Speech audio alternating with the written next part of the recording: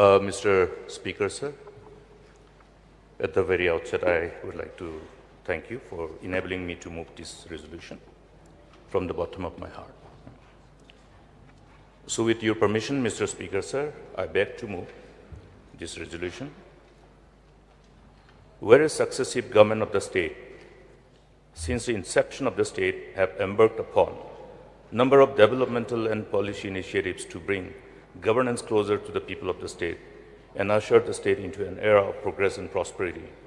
And whereas the hopes and aspirations of the people of the western part of the state, comprising of the 5 districts of Garo Hills, generated the felt need of creation of winter capital at Tura for ensuring equitable and inclusive development of the region as a whole, which is in sync with the dreams and desires of our founder leaders of the state, with a shared objective of creating a sense of oneness among our 3 major tribes of the state.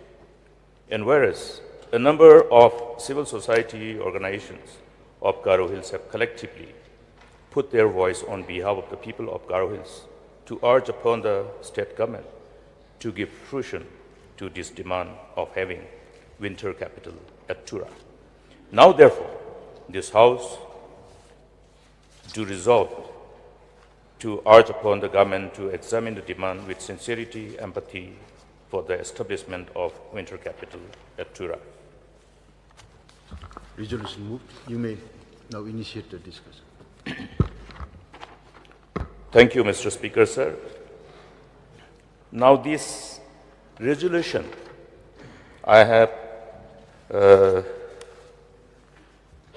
made a conscious decision to table this resolution for the consideration of this august House, keeping in mind the background which in a nutshell I have incorporated in my resolution itself and which is self-explanatory.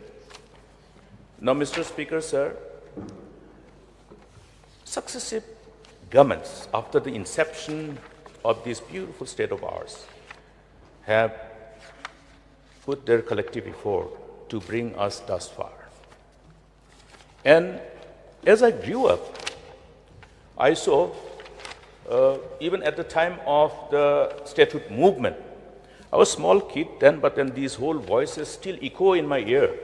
I can still remember the words that used to echo around in the distant part of the state, one of the most backward places then at that point of time, Ampati. Meghalaya will shine tonight. Meghalaya will shine tonight. All the young kids, and it became a part of, a song which used to echo everywhere. How the leaders of the state thought that collective endeavor with unity can enable them to overcome the challenge of having this beautiful statehood. And so those are the background. As we grew up, we saw that after the statehood movement ultimately paved the way to have this beautiful state, how the leaders used to engage in discussion. And those discussions, again, are carried forward through word of mouth. Now, that's why I have indicated here in the resolution itself that this particular objective to prevail upon all of us as the policymaker and the people who can actually give fruition to this collective desire of the people of that part of the western part of the state. I have said that this is in sync with the dreams and desires of founder leaders of the state, with a shared objective of creating a sense of oneness among our 3 major tribes of the state. I want to place on record and would like to revert these leaders and their wisdom, because their wisdom revolved around the power of unity and oneness, which was due to their unconditional love for our people who needed, separate statehood so that our people can be governed by our own people with their own genius. And there was that kind of environment amongst the leaders, because as I was growing up as a child, I could at least be party to the words that used to echo at the time of leaders sitting together and conversing. I think many of the citizens of the state who belong to our generation, my contemporaries and my seniors, will stand witness to this very shared desire and intent of our forefathers, the great leaders who paved the way to enable us to have this kind of discussion now in this August House. Yes, today we are here because of that far-sighted, collective resolve to put their, whatever potentialities they have as leaders on behalf of our people. At that point of time, prior to statehood, I know how we can easily connect with the kind of livelihood that our people were subjected to.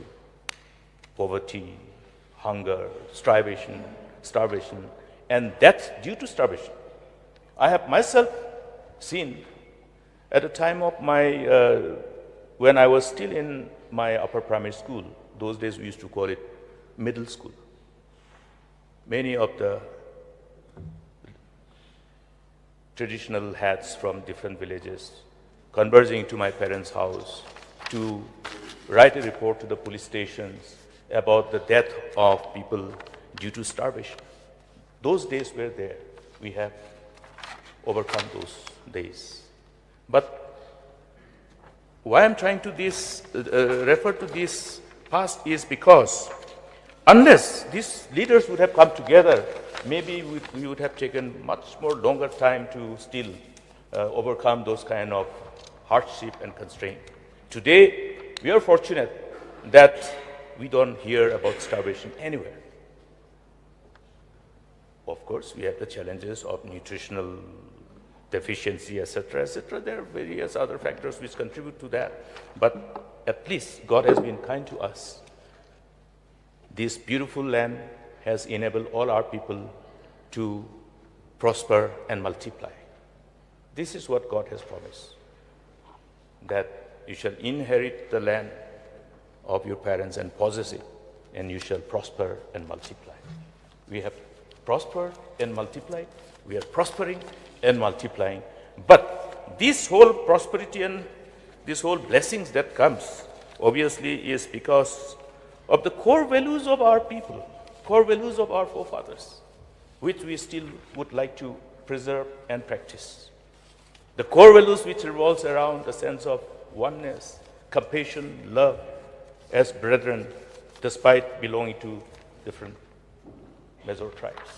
It must be only pertinent for me to remind ourselves, if Garos would have fought separately for statehood, would it have been possible for us to prevail? If only Khasi tribe would have fought for statehood, would have been possible for us to prevail? So I think that connect of the past gives us an insight into how the power of, coming together out of love, compassion to our own people together have enabled us to achieve this statehood. And today, I would like to also place on record my deep sense of appreciation and my gratitude and gratefulness to all the leaders after the statehood, how each of the successive governments have contributed to position us today. Today, Meghalaya is talked about. Meghalaya has been able to brand itself as one of the most potential states to be a model state in the whole country. I remember when I went to meet our Congress chairperson after assuming the office of Chief Minister.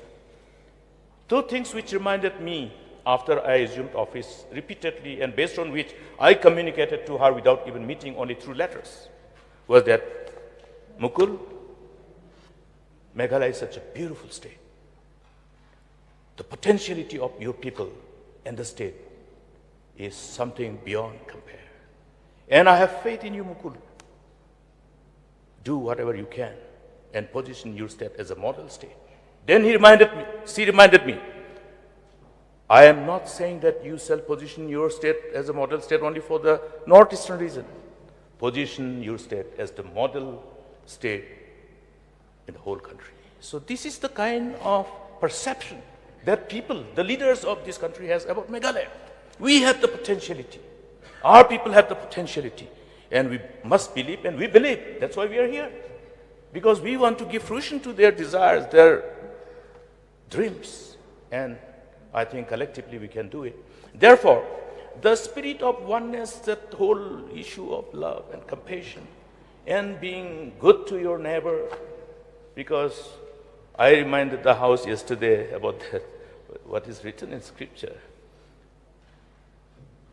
Because it says, owe nothing to anybody except to love one another. Because one who has learned to love one another has fulfilled the law. It's a state where most of us are faithful and fear God. And based on that spirit and our core values, which is again deeply connected with our faith, today we are doing what we are doing. But there are many more things that we need to do. Therefore, if our brethren are reminding us of this shared desire, the collective desire of the people of the western part of the state, I think it is only appropriate and fit for us to urge the government to examine this particular desire of the people. Therefore, I would like to also, I think, place on record my sense of appreciation for at least the Honorable Chief Minister, who agreed to meet those people who were spearheading this particular demand on behalf of the people of the state of Meghalaya. Though it didn't end the way it should have. I sincerely wish that it should have been, means the end to that meeting and discussion in Tura should have ended in a different positive environment, but it did not happen. Rather, somehow or other, I think we went out of our way to create a situation which ultimately generated a sense of doubt about the willingness of leaders who belong to this current dispensation, both ruling and opposition, that we weren't willing to listen nor willing to discuss. And therefore, you create a fear psychosis. Eventually, after much of that incident, we all know which shouldn't have happened. I have elaborately articulated that concern in the preceding session in the August House. Because somehow or other, the district administration went out of the way to even book our boys and girls, the youth, under laws which are applied for terrorists. Therefore, I think there is some kind of doubt on us, on our sincerity, on our intent by the people of Garowitz. I have heard the whole narrative which is echoing in that part of the state. Therefore, as parents, when we look at the demand of our children, if one of the sons tend to feel that the parents are completely indifferent and insensitive and not willing to even listen, we know what happens. The delinquency, the frustration, the rebellion, that is how it starts. Any hope, which any decision, any milestone that we achieve, which generates hope. Hope, if that hope cannot be fulfilled, then what comes? Frustration. After frustration, anger. After anger, rebellion, then chaos. Therefore, it is always important for us to remember the past, reconnect with the past, how we have gone through those turbulent times, how we have not been able to really deal with the whole frustration, anger, rebellion in the state. Today, we have been able to overcome that challenge, that problem. Our youth who were otherwise, for whatever reasons, misguided or otherwise, however we refer to them, they decided to come back. All of them came back. It was only a different issue that the then so-called commander-in-chief of GNLA did not agree to come back because of other reasons. But peace has been restored. I remember that time when elections were on, when we were confronted by an incident where one of the candidates has to lose his life. Subsequently, when I was campaigning, I was advised by my security advisors and the department concerned, sir, you may cancel your programs during election. That was the kind of situation in the western part. Today, we have overcome that. Today, there is a peaceful environment. That's why people are coming to invest. That's why Meghalaya is being seen as, yes, it's the place which should be taken as the most favored destination. And therefore, it is very important for us to sustain the peace which we have achieved with great difficulty. I'm sure the Honorable Chief Minister and also the Deputy Chief Minister who looks after home knows what is happening. We have concern, and I would urge upon CM to call also the State Security Commission meeting immediately. Things are not good. Frustration, anger, rebellion is not something which augur well for the state. Therefore, there are children. All these people who have put their voice collectively are definitely only articulating their aspirations, their dreams. And therefore, let us, with empathy and utmost sense of sincerity, to fulfill our role as parents, as leaders, as demonstrated by our revered leaders of the past.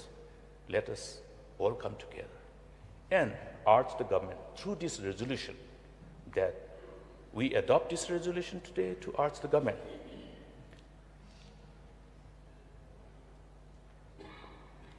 to examine the demand with sincerity, empathy for the establishment of winter capital at Tura and give fruition to this shared desire, the collective desire of the people. And discussion, as we embark upon, discussion cannot be something which can be just completed overnight. It will have its own courses of discussions. I think a number of times whenever we had to discuss on issues concerning people, even discussing pertaining to the aspirations, the collective aspirations of the people, we have taken time. There is no shortcut. We may take time, but the intent of us to engage and discuss on this issue must be demonstrated by us with utmost sense of sincerity and commitment, not lip service. Let it come from our heart. And I also shared this view earlier when I was privileged to be the leader of this August House, that we can, I appreciate the government. The CM has had a number of cabinet meetings outside Shillong, outside the state capital. That is something which demonstrates, yes, we would like to, even though our state is so small, but we know how the state is. You know, the aspirational issues are always there. So going to Jaintia Hills, going to Sora to have cabinet meetings, going to Tura and having cabinet meetings, we must appreciate it. Yes, it sends message. It has a powerful message. Similarly, I subscribe to the idea prior to 2018 that we should have even assembly session in Joy. We should have assembly session in Tura. when we tried to do this, of course, there were so many other associated burden which comes along with that proposal. But then it is doable. 2 days session in Tura or 3 days session in Tura, 2 days session in 3 days session in Joy, or some other day session even in Nongstoin. So some of my friends say, sir, where will we have infrastructure? So I said, we are giving money to district council, more than 100 crore. Let the district council look at, constructing a beautiful new chamber for them. I expected, we gave huge amount of money. And I suggested to them also, look at that place, talk to the clan, where the clan, the people have been so generous and with their utmost concern for getting development, agreed to give that 100 acres of land for medical college, that 300 acres in Doldigri. Now this constituency has become the constituency of one of our newly elected leader, a woman leader from Gambigri. And lots of infrastructure is taking place there. So I told them, get some land. The district council chamber in Hawakhana is in the midst of a very crowded place.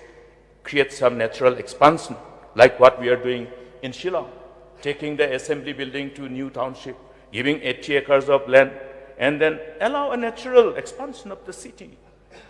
But of course, they decided it otherwise. They spend the money for others. But then we can always look at, even with the existing infrastructures. Joy has district council to accommodate 60 of us. If we can have this assembly prior to having our permanent assembly building in this auditorium, which was not designed for hosting an assembly session, we can always find a way. Where there's a will, there is a way. So I think even as I propose this House to resolve to adopt this resolution, my submission before the August House is that may the government look at this proposal also, start having assembly sessions in different parts of the state, at least a short session. It is not impossible, it is not too difficult. I have examined it during our time. The only thing is that we could not do it, so the desire and wish may be shared by all of us. Maybe the Chief Minister is already having it in his mind, I never know. But then I think sometimes we think together, we think same thing sometimes. So I would like to again remind us, the privileged members of this August House. Many of us are witness to this conversation. The conversation of the shared desire of our forefathers, our revered leaders of the past. So I would not like to lengthen my submission because the intent is very clear.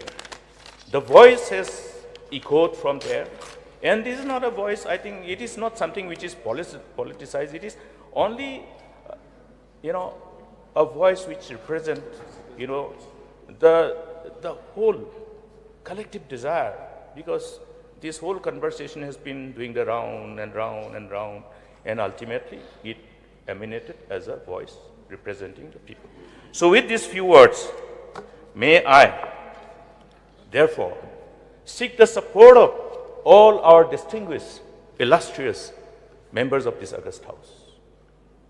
Our forefathers, our revered leader of the past have demonstrated their resolve to come together and take very tough decisions and overcome challenges. And that's how they have glued us together with the power of love to have this sense of oneness, where the sense of brotherhood and love prevails. And we must, as leaders, really look at this very powerful weapon, the weapon of love, to unite our people together. And for it is written, for love doesn't harm the neighbor. The love doesn't do any harm to the neighbor. That's why love is the fulfillment of it. And it is nothing but this power of law, the power of love, which has brought us here in this August House. We love our people. That's why we want to serve our people. That's why all the distinguished 60 members are here. People may say many things about politicians. People think that we are the only people who are not good. We don't belong to the so-called good class, honest class. You see in electronic media, you see anywhere, people are prompt to actually jump to conclusion and comment on politicians, as though what good things have not happened because of the politician. Any good thing that has happened in the state, any good thing that has happened in the country is because of the politicians, because of the policymakers. The law that has been made are by the lawmakers, because all the law is an offshoot of the commandment of God. So have we not fulfilled our purpose? Yes. It is the politicians who have brought our people thus far. It is the politicians and policymakers who are responsible to see that our people don't starve anymore, but are in this era where we share the same dream like people in West.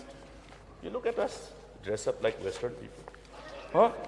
That day I saw when the president of Ukraine went to America, one of the reporter media confronted him about the dress even. So, so whatever it is, I think speaks volumes. These are something which should enable us to really convince ourselves that God has been kind to us and have blessed us. Let our people prosper and multiply in this state. Thank you, Mr. Speaker, sir.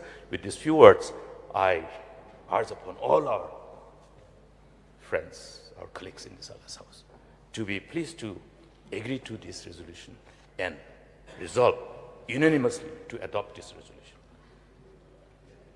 I heard that the honorable member from Rongjeng, my neighbor, his people and my people from the respective constituencies go to the same market, go to the same hospital, go to the same school. If the teachers are there, good teachers, they share the benefit of coming out with flying colors. One very good school is there in Rongjeng. All my children from my area also go there. So, these are all interconnected. So I think I have made my point. All my distinguished friends and colleagues of this august house, may God bless you with wisdom and knowledge.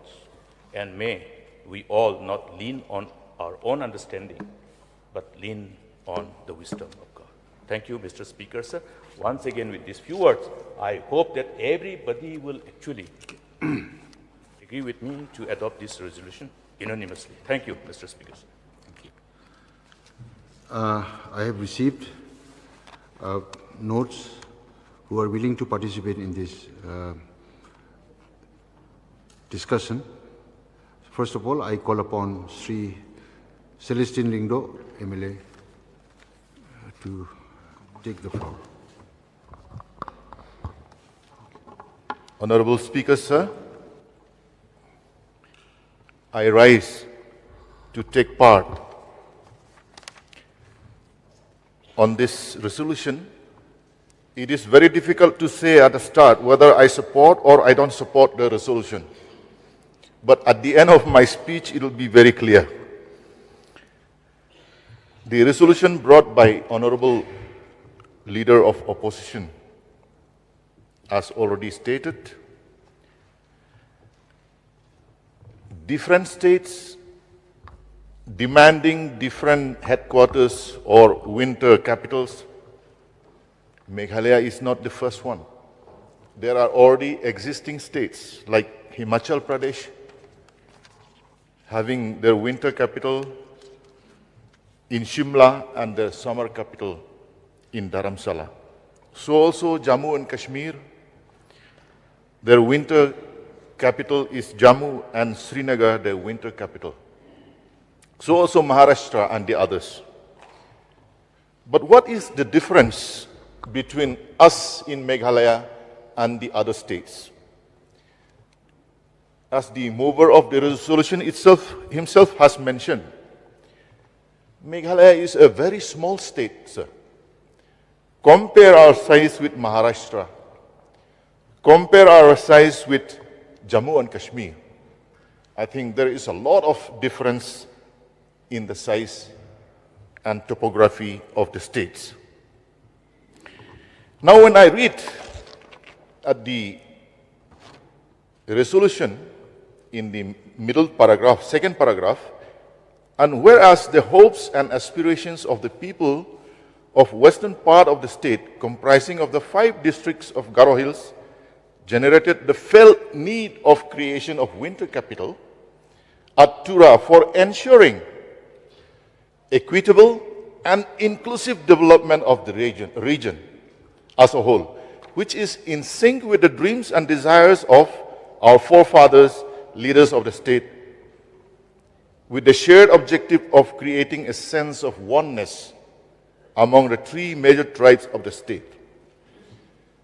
Mr. Speaker, sir, we live in an age and era of information technology.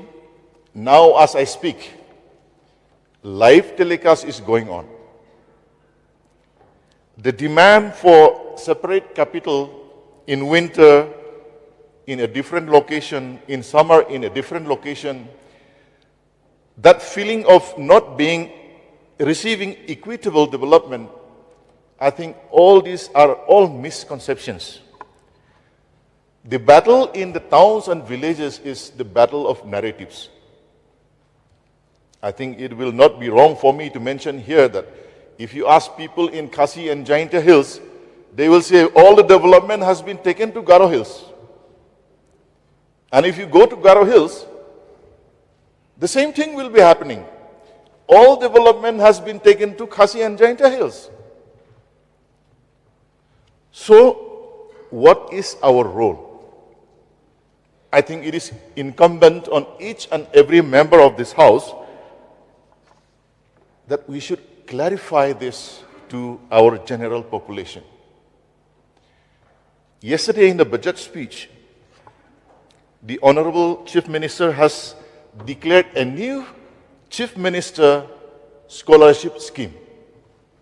Will it be inclusive for all the tribes? Absolutely yes. That scholarship will be for every student of the state of Meghalaya, irrespective of the tribes. Is development being equitable so far? In an age where we have an act called the RTI Act, the allegations that a particular region of the state is not receiving enough funds or developments while the others are receiving, that is absolutely wrong. Anyone who has an iota of doubt that his region has been denied development can always file RTI to get the informations that they want. So, sir, looking at the conditions that our state is in, I do not say that we are in a very bad shape. But should we follow the other states that have a lot of big gross state domestic product in the state? We are a poor state. If you check or Google what is the rank of Meghalaya in terms of poverty index, I think we are, if not at the bottom, we are 3rd or 4th bottom. If we check about our status in terms of education, that also we are at the bottom. Now, when we talk about the winter capital in Tura, I am not against it. But if we have to do that, there will be a lot of infrastructure investment that will have to be done. The question that each one of us will have to ask is, will we utilize that fund to create more infrastructure just because our people want it, or will we decide to use the funds properly? The same funds that we plan to spend for a winter capital can be used for improving education, improve the infrastructure of our different government schools. We can improve our health, and so on and so forth. So at the present juncture, Mr. Speaker, sir, I feel, okay, having a committee to study this, there's no harm in it. But then giving a timeline or supporting that it has to be done at this juncture, I feel it is keeping the priorities at the wrong direction. From my point of view, I feel that this narrative that development is not equally distributed, that has to be cleared among the minds of our people. So having stated these few points, sir, I know there will be many speakers. I feel we cannot take up this resolution right now. I know many of our friends from Garo Hills will be hard-pressed not to say no against this resolution. It is very, very difficult for them to say no. But then consider the financial situation that we are in. We cannot act rich when we are poor. We cannot act developed when we are underdeveloped. So I appeal that everyone will understand this. Every member will take responsibility that whatever has happened in the past so many years, we are grateful to our forefathers who have created this state. Yes, I agree with the leader of opposition. If our Garo friends had fought it alone for a Garo state, will they achieve it? I doubt. If the Khasi tribe fought alone, will they get a separate state? I doubt. But now that we are one, let us work in such a way that our general population in all the regions and corners of the state feel as one. And the administration that is being done from Shillong, if need be, maybe we can improve it by developing the digital infrastructure. I'm not an expert on IT, but I think there are many services that can be made available online where each and every member and citizen of the state can feel that, yes, I can access the information, I can reach the help that I need and require. So, Mr. Speaker, sir, at this juncture, I do not support this resolution. Let us work together to bring friendship, unity among our different tribes within the state, that yes, our wealth is being equally distributed, our opportunities for jobs and all the other aspects in economic activities is being equally done for all corners of the state. Thank you, Mr. Speaker, sir. Thank you. Now may I call upon Mr. T.D. Sira, MLA from Resubelpara.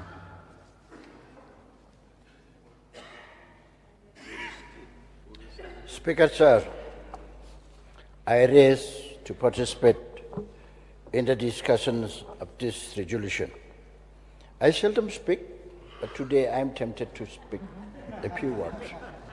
Because this resolution is very interesting, at the same time it is very embarrassing for all of us.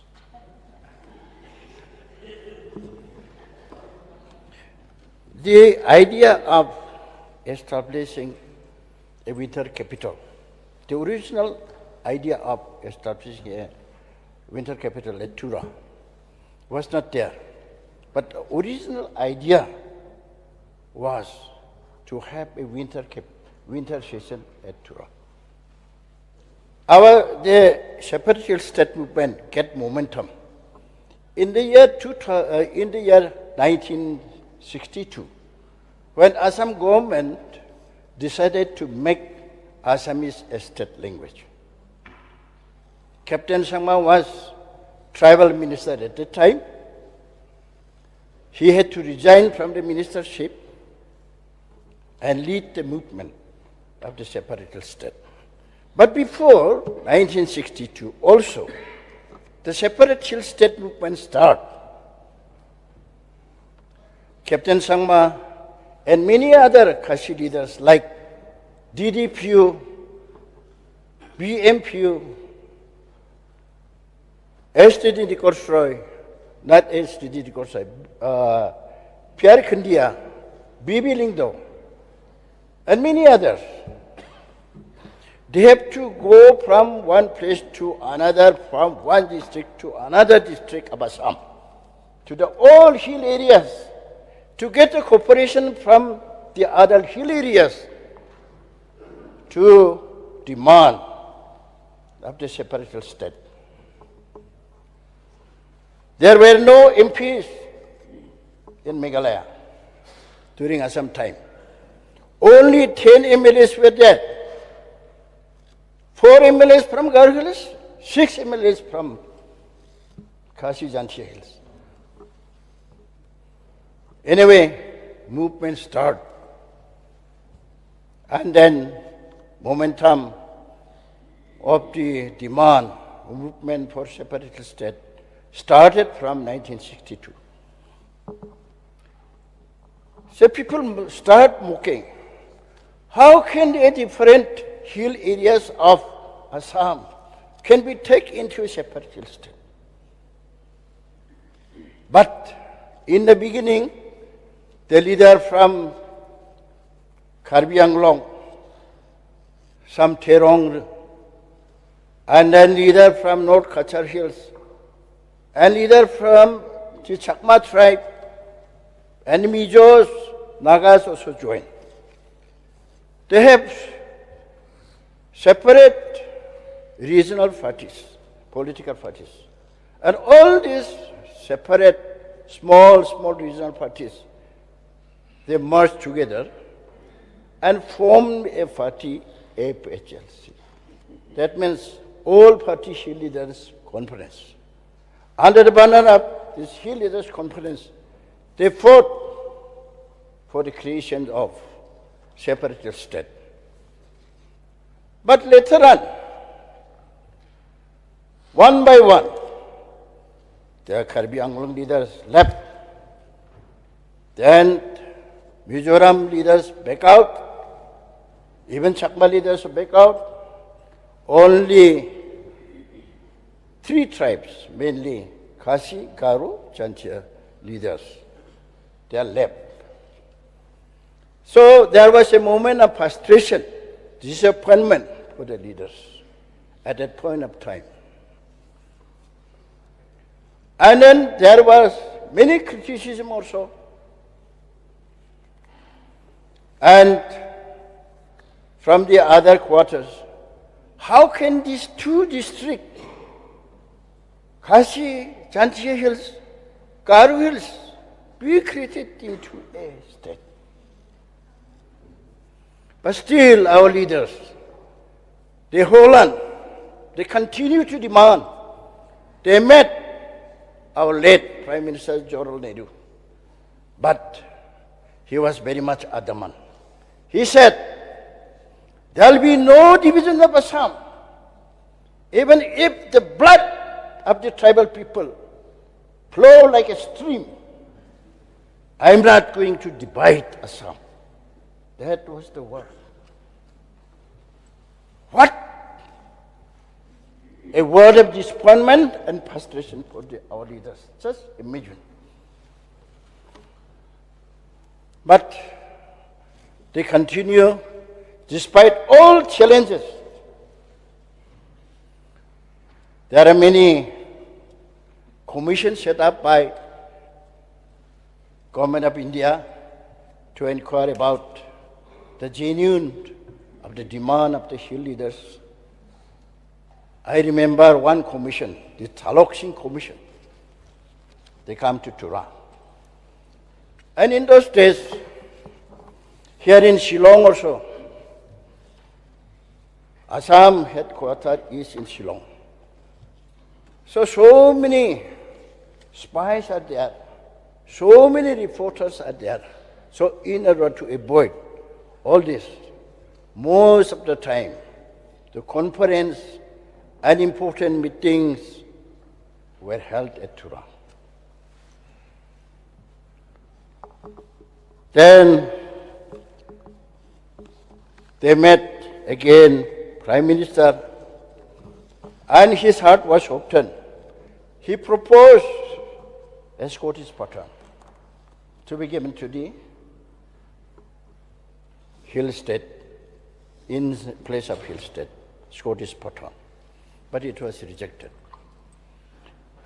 See, our leaders had to face a lot of challenges while demanding for separatist state. Since there were no MPs, Khasi and Hills is take to Karbi Anglong and make one parliamentary constituency. Garo Hills is take to Tubri district to make one parliamentary constituency. So there were no MPs. And nobody is there in the parliament to voice the demand. So our leaders, they used to go to Delhi to lobby the support of some political parties like Swatandra Party. And with the support of the Swatandra Party, say, somehow they can voice the demand. And in the beginning, FHLC took the symbol of star that belongs to Swatandra Party. Then later on, it was changed into a roast. That is the symbol of the FHLC. There are some among the Hill leaders also who did not cooperate.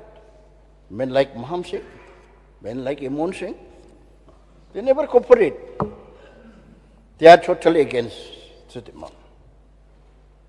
But our leaders, they continue, they become very much patient, and some of the leaders become impatient. He advocated that demanding for separate state with non-violence is not going to achieve. So we must collect arms and fight for our state. They collected some arms, but it was not used. That is why some leaders were expelled. Most of the majority of the Hill State leaders, they don't want violence. They want non-violence. And through non-violence, the Meghalaya state should be achieved. We are very fortunate. In 1970, the sub-state was given to our Hill State leaders. Peoples were objected. They started murmuring against our leader. But our leader, Captain Sama, says, look, there are a lot of hurdles, difficulties for us even to go to Delhi, because we don't have finance. Every time our leaders goes to Delhi, they used to collect from some businessmen. In those days, Garo Hills was very prosperous. Say, earning a lot of money from Jaru Mahal, timber trade. So, at Medipatar, there are two big sawmills, run by G.S. Pandari, run by Jagadish Prasad Singh. From there, only they used to get some donation. They go to Delhi. So he said, we are going to Delhi like that. But once we get our sub-state, we can go to Delhi, talk to the leaders at Delhi with common cost. So he could convince. But after 2 years, in 1972, on the 21st January, we are fortunate to get the separate state. Leaders were very, very much happy and jubilant. And at that point of time, there was no feeling that you are a Khasi, you are a Jantia, you are a Garo. Everybody had a feeling that we belong to the same tribe. No such unity and solidarity they maintained in that point of time. So, when the question of reservation of job comes, they equally share 40% for Garos, 40% Khasis. That is based on that solidarity and unity. Here the word winter session at Tura comes from a Khasi leader, Basten. I remember him. See, it was sometime in the year 1973, because in the past there was summer session, autumn session, winter session, budget session. So, at the time of holding this session, during this period of session, winter session, a dinner was thrown in the residence of Captain Sama. Their leaders flocked together. Nowadays, you see, even if there is a dinner thrown in the residence of chief minister also, many party leaders are not invited. But in those days, when there is any dinner thrown by any minister or chief minister, all the party leaders, party workers, they gather together, they enjoy, they talk together, they maintain the cordial relationship. So at that point of time, say one day, in one of the day of the session, during the session, the leaders are having some, chit-chat around the table. At the time, Mr. Sten said, it was very freezing. It was in the winter time. It was very freezing. So Basten said, here in Shillong it is difficult to have a winter session. It is quite freezing. But in Tura it would be comfortable. Why not we think of having a winter session there? From there this winter capital develops. Yes, idea is very good. I appreciate the idea, but on political principle, I cannot support this resolution.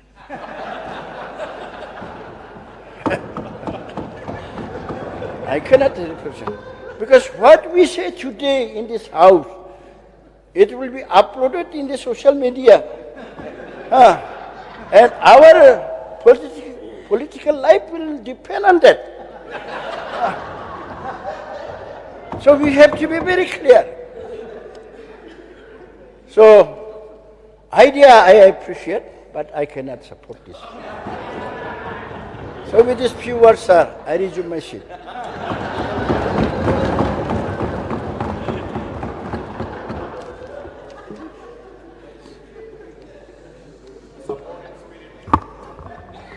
Now I call upon Sri Jim M. Sangma, MLA from Rongjeng. You may speak, please.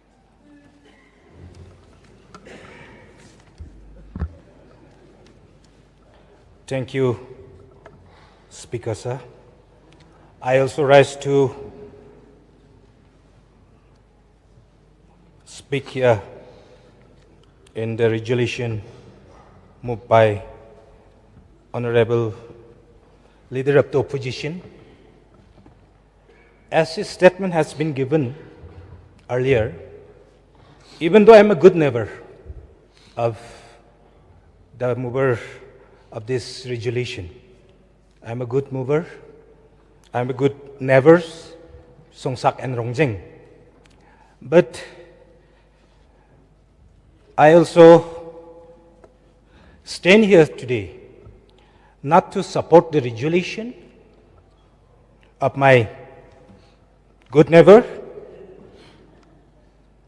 but I also like to speak and appreciate the idea of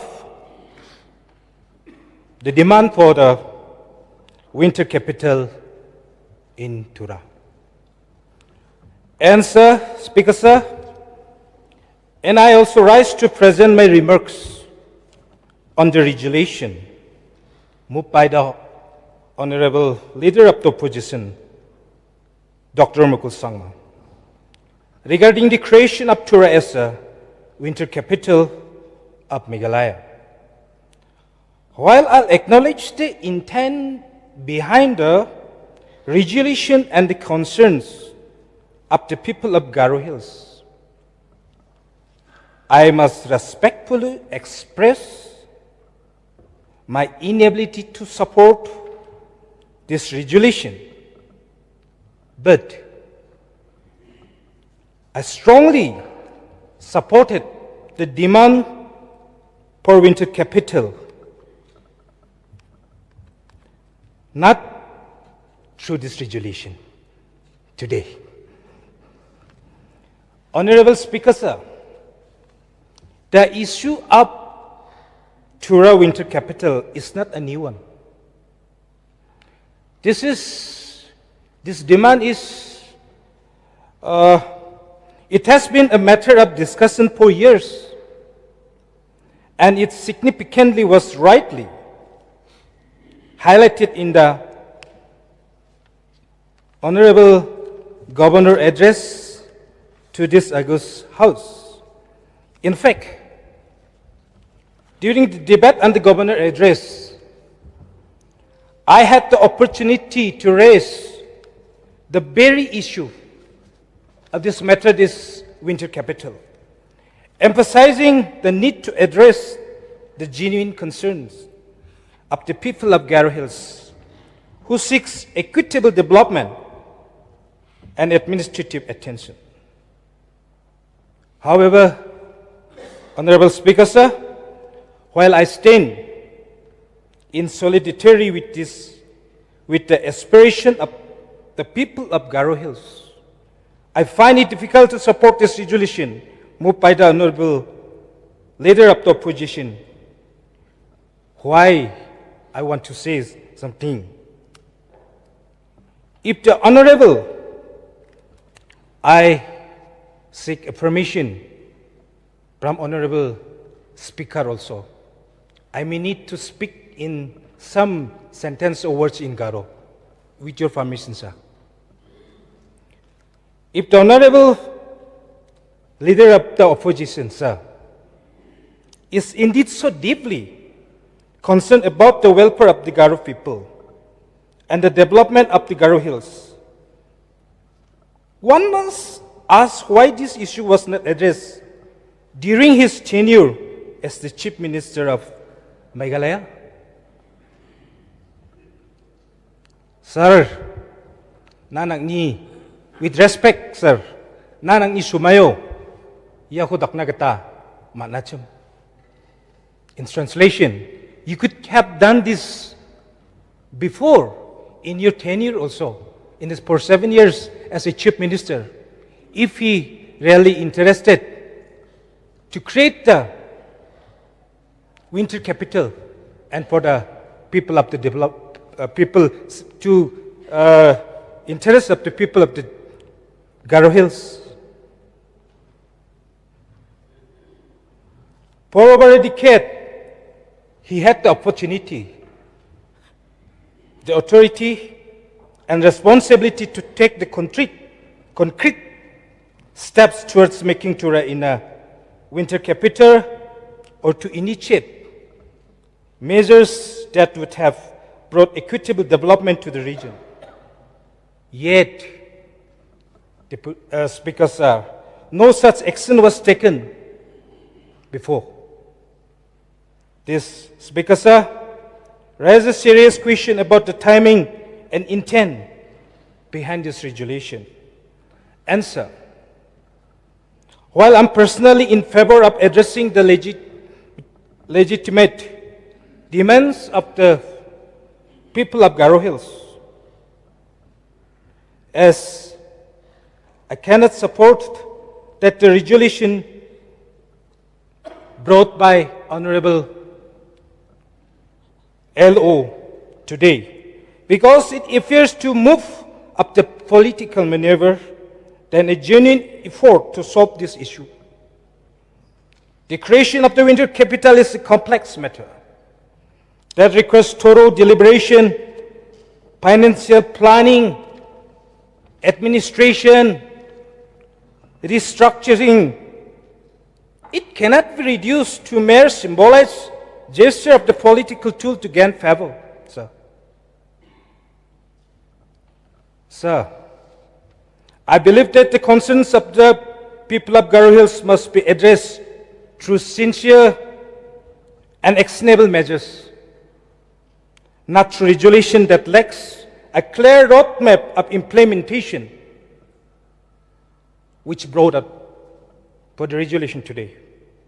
Instead of focusing on the symbolic titles, we should prioritize tangible steps such as decentralizing administrative functions, improving infrastructure, and ensuring equitable distribution of resources across all regions of Meghalaya, including Garo Hills.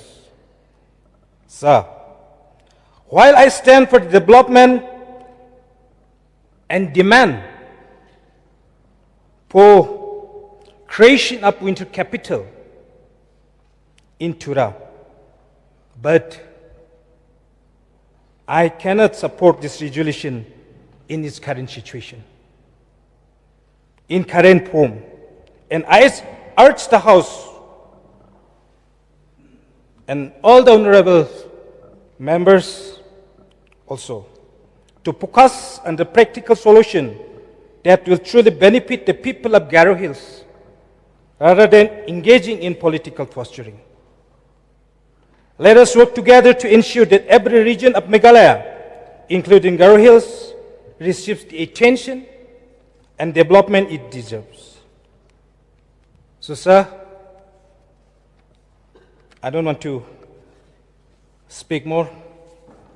So with this pure submission, I conclude my speech. Thank you, Honorable Speaker, sir. Thank you. Now may I call upon Renington L. Tongkar, MLA, to speak his mind.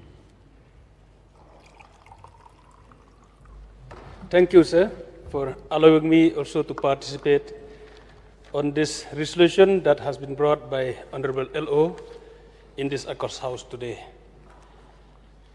Now, therefore, this House do now resolve to urge upon the government to examine the demand with sincerity and empathy for the establishment of winter capital at Tura.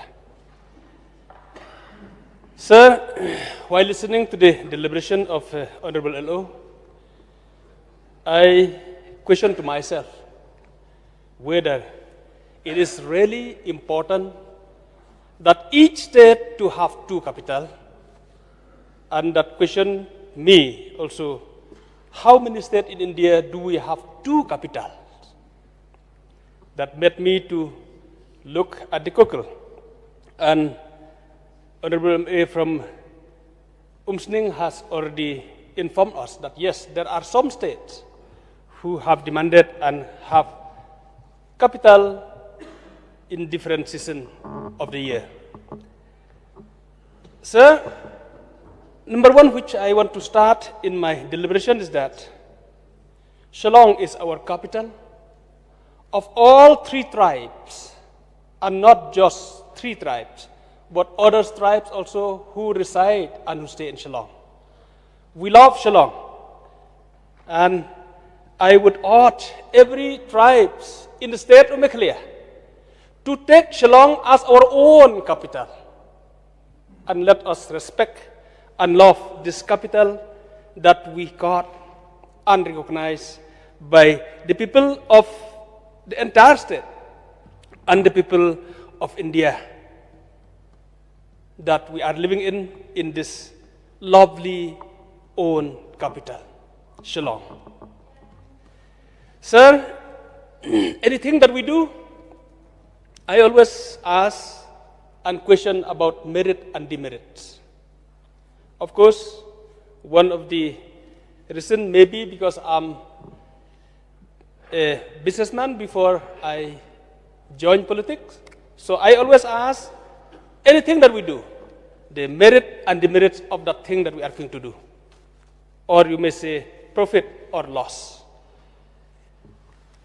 Sir, why talking about the winter capital at Tura, I am always thinking, what is the merit of the state and what are the demerits of the state while doing that? I have nothing against of that movement, but I always question to myself, do we really able to afford to spend so much of expenditure? I don't know whether the government has done the accounts of expenditure of the cabinet going from one district to another. The government has tried to shift the cabinet from one district to another.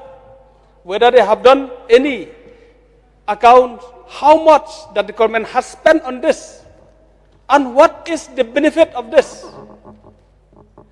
I thought of requesting the government even to think to bring the cabinet to Southwest Khasi Hills, but I'm still thinking whether really this benefit the people of the district. I am still not sure whether if we bring the cabinet in the district of Southwest Khasi Hills, will it benefit the people out there?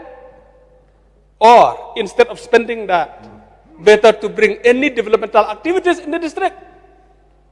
That's why I have just kept mum myself, and I have not requested our Honorable Chief Minister to bring the cabinet to our district also, because I'm still not sure and I do not understand what is the benefit of doing that.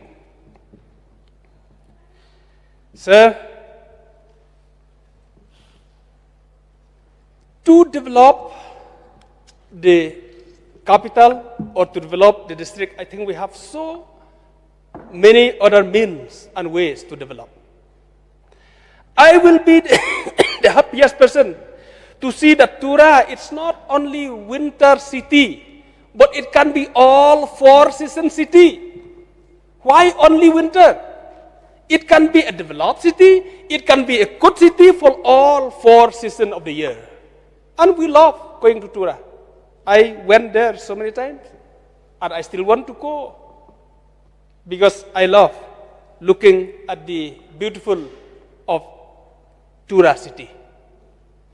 And yes, I'm the one who always say that I am not favor living or staying in a cold place, and I always want to stay in a warm place. I used to talk this in our family at my home also, that I want to stay, especially during my retirement time. I want to find out somewhere which is a warm place to stay, especially during winter. But sir, the question is that, are we able to afford this need as the state of Meghalaya? That to stay one house in the summer and another house in the winter, wow, it's very good if we can do that. Some celebrities, they are able to do that, to change every season, even to change the cars every week. That some week they will feel like driving in another car, and another week they will feel like going by another car, changing their car every week. They are able to do so. But when we are not able, we are happy even having one car, and we try to have the facilities in that same car.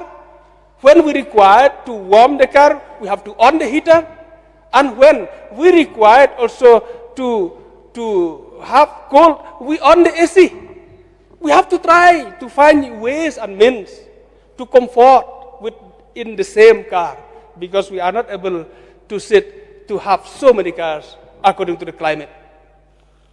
So therefore, I really fail to understand whether it is really so important to have 2 capitals in such a small state of Meghalaya.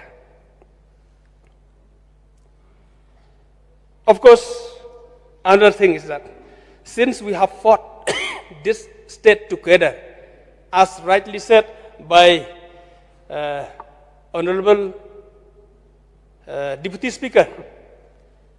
He has said that we fought this state together. Our forefathers, Khasi, Garos, and Jantia, they fought this state together, and I hope that they love to stay together like this. Speaker, sir, I am concerned on this matter, and yes, as rightly said also by our Honorable LO, that love each other and let us always talk about the oneness of this state, of this beautiful state. We want to see the oneness of this beautiful state, to understand each other, to respect each other, and if possible, sir, if we can bring matters that always remind us that we are together, it will be very, very good. Any subject that we bring, any subject that we talk, it will be very good and in the fitness of things. If we have the subject which will bring us more closer and to feel that oneness, that we are together, we have fought this state together, and we will live together. That it's my point, sir. And my last point, sir, I want to say that let the location of our capital do not divide ourselves. The location of the capital that is located should not divide ourselves. But we will see that this is God's plan. And we really appreciate our forefather for deciding Shillong as a capital. Because if we consider the climate in the entire state, I think you will agree with me that the state capital Shillong, it is having the best climate in the state of Meghalaya. It is not too hot, it is not too cold, it's bearable during summer hot, it is bearable during winter chill. That's why, sir, I believe that this capital that has been decided, it is the best location that we stick as our capital. Sir, I don't want to lengthen my speech, but I really want to see that oneness and closeness and respect to each other should prevail in the state of Meghalaya, and we will continue to work together. With this few words, sir, I resume my seat. Thank you. Now may I call upon Mr. Rupa M. Marak, MLA.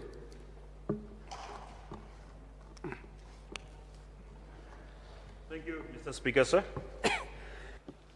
for allowing me to take part in this resolution moved by the Honorable LO, Dr. Mukul Sangma. With high hopes and aspiration from the people of Garo Hills, I stand here today. And at the very outset of my speech, I will say that I will support this motion. I am very much feeling fortunate today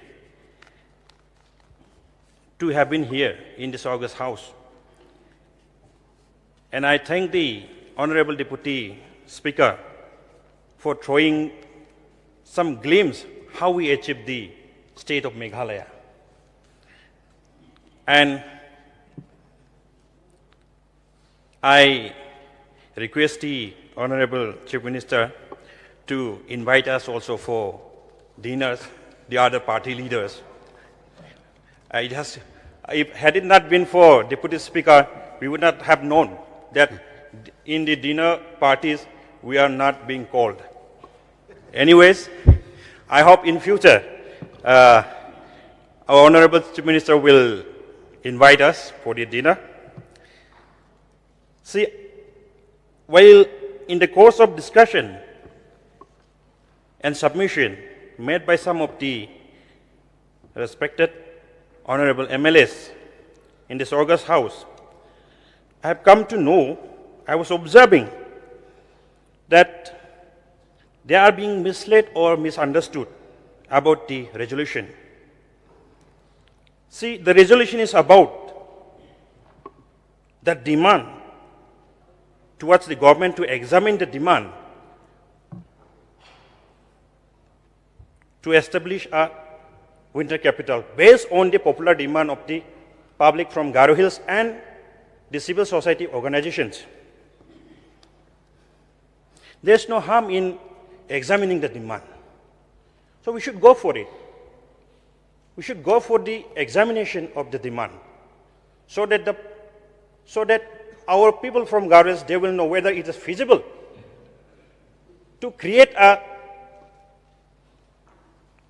winter capital in Tura or not.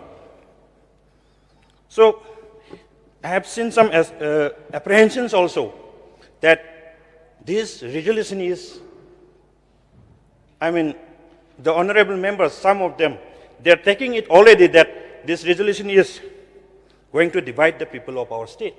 No, it's not. It's about the examination only. So why not we go for examination for the creation of winter capital in Tura? It's not that we are saying that it should be created instantly. We should go as per the demands and aspirations of the people from Garo Hills. So I want to make this clarification to all the members who are here in this August House. Just make clear that this resolution is not for the immediate creation of winter capital in Tura, but to examine the prospect of creating winter capital in Tura based on the public demands and the popular demand of the civil society organizations in Tura, in western part of Meghalaya. Had it not been to that unruly mob situation in 2023, it would have been progressed, I think, in my perspective. It would have been progressed to some steps, some point of examination or deliberation. But with that unfortunate incident happened in Tura in 2023, where the Honorable Chief Minister was targeted by some selfish individuals to divert the attention from the demand of the creation of winter capital in Tura. So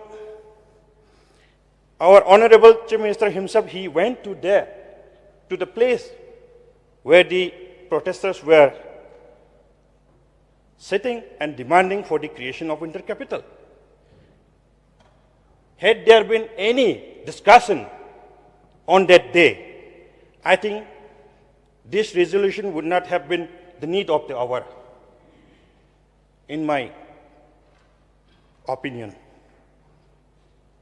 So now, after the second capital declared in Assam, now again, this demand for winter capital has gained momentum in Garo Hills.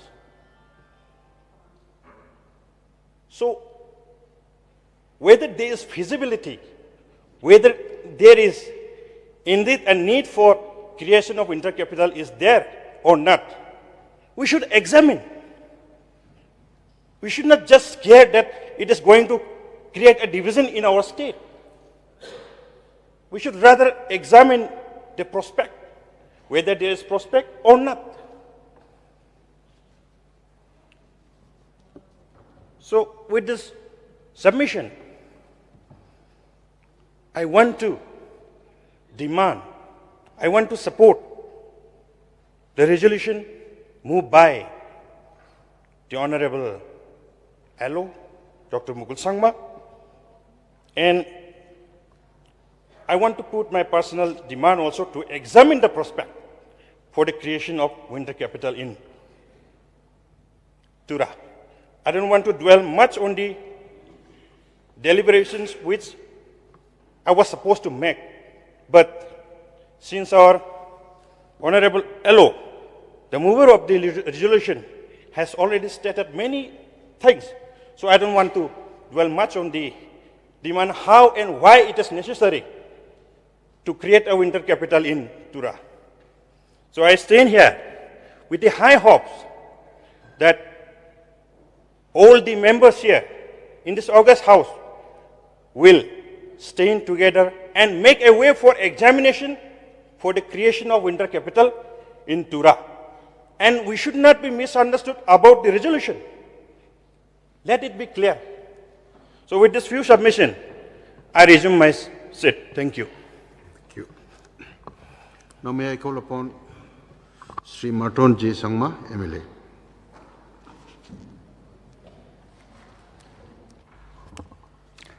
Thank you, Mr. Speaker, sir, for allowing me to participate in this resolution. Sir, we are aware that the people of Garo Hills, they are demanding for the separate winter capital. It has been almost, I think, 10 years. The demand still continues till today. The construction of Governor House and Mini Secretariat in Tura by the government in line with this demand, I think it is already completed. So I appreciate the noble effort of our Chief Minister to have Governor House in Tura.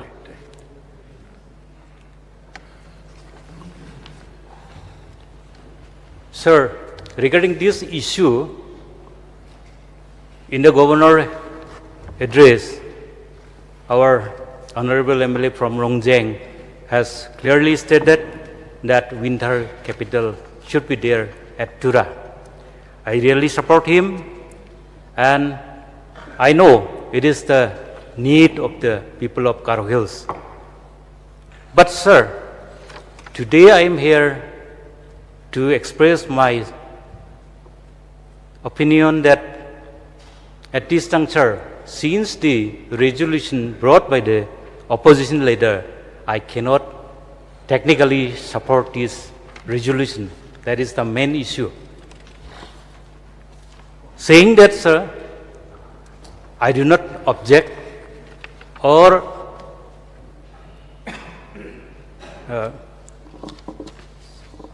support the issue I am in between because of technicalities.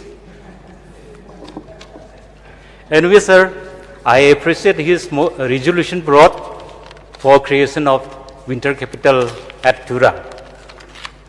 Many leaders have spoken, and especially, sir, yourself, Deputy Speaker, you have spoken at length the story how we achieved this statehood by three tribes, by Jantia, Garo, and Khasi. Our forefathers have fought for the statehood, and we achieved. And since that time, we are staying together harmoniously in spite of many challenges we face. Sir, there are so many issues to be solved in the state, like development, as some of our colleagues said. Development in all the districts, be it in Garo Hills, Jaintia Hills, and Khasi Hills, be equally developed. That is the main issue. And for this, I would like to request the Chief Minister and the Cabinet Ministers to look into it so that every part of the district get equal share.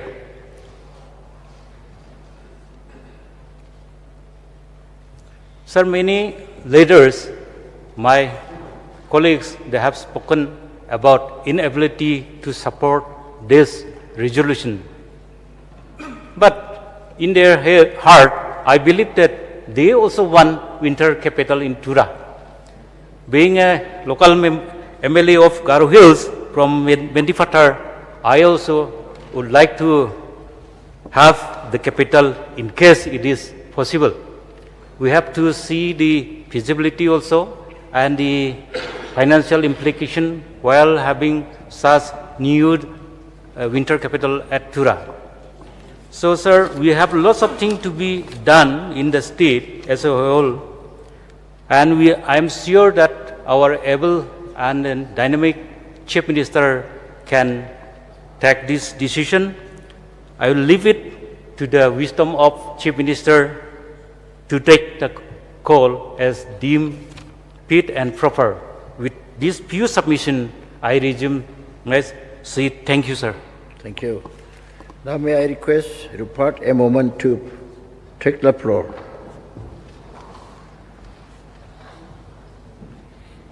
Thank you, Mr. Deputy Speaker, sir, for allowing me to discuss or take part in this resolution. I'll translate to English. Let me speak something in Garo. Dr. Mukul Saksa Vigapa Masigaparo Ya Hauso Senior Bat Kapa Saksa Mandeok Saksa Member Aru uni wisdom or understanding ko ask ngadang akrap jang tadikin ka ani batao ya resolution ko leader of the opposition onge rabania ra government ni kata de singade biko support kana manjawa Dr. Mukul is one of the senior most leader of this house, and he has the wisdom and understanding. I appreciate much, and I have no word to question his wisdom. But at this juncture, he brought the resolution on subject about the winter capital at Tura. And as a ruling member, I cannot handhold with him. Deputy Speaker, sir, with the government and through the government, there are speaking witnesses that we have, that the government itself is doing his job. The speaking witness is that we have a government house that was inaugurated on 12 January 2024.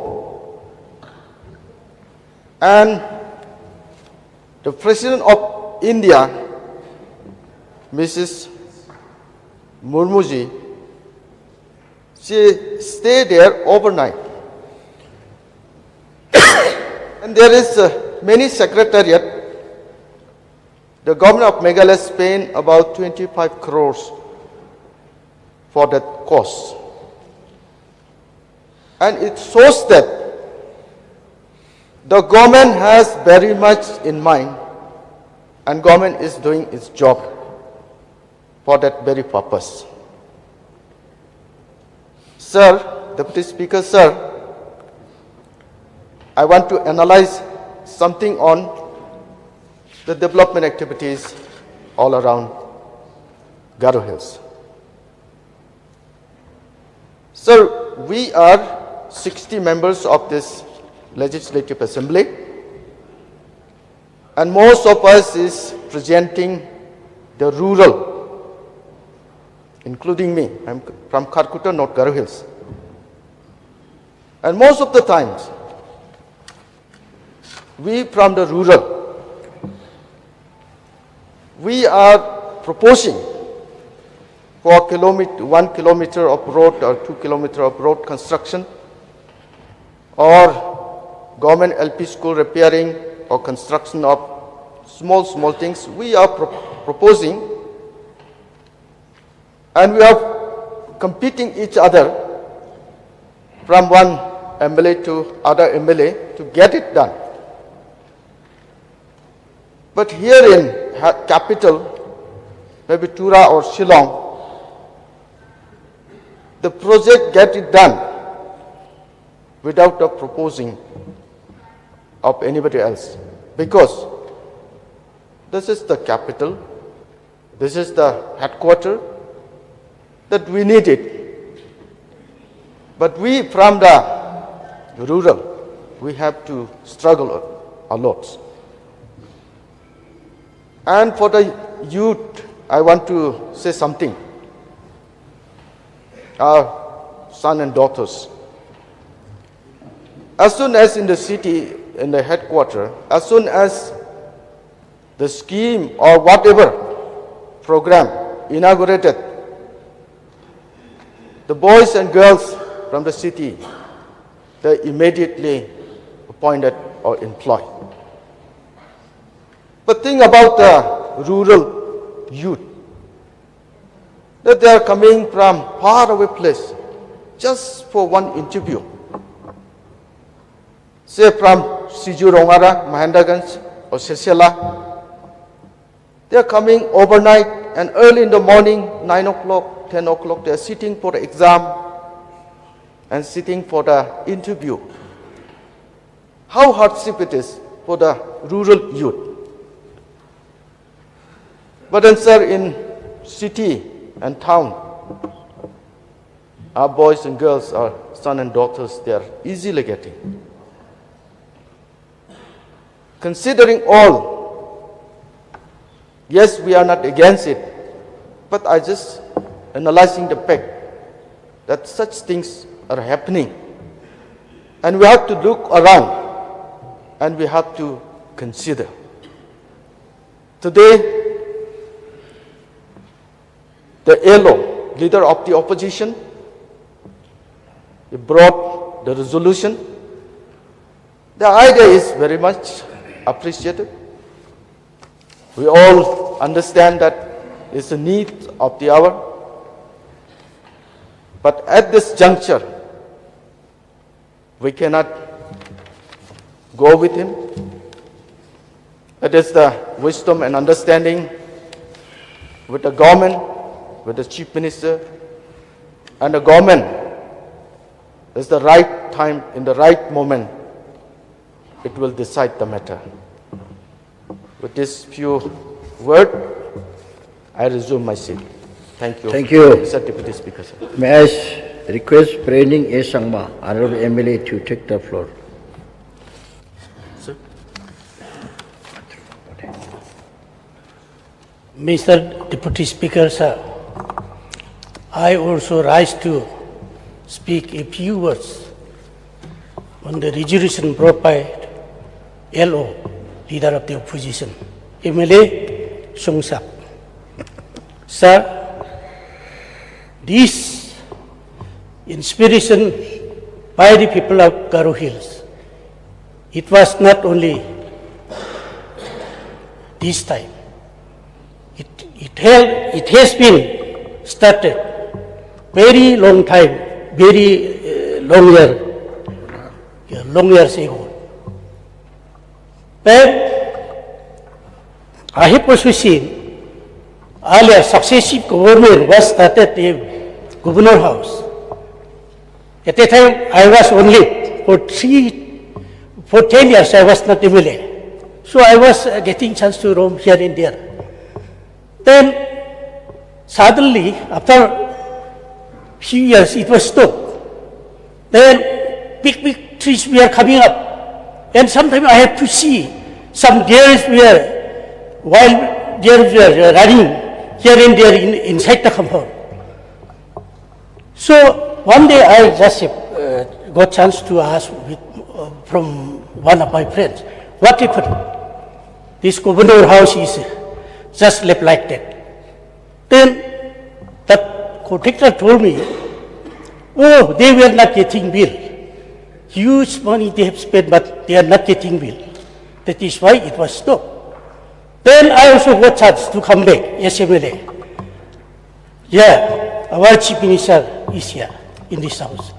When he took over the government as Chief Minister, he sanctioned additional amount to complete Governor House and Mini Secretariat.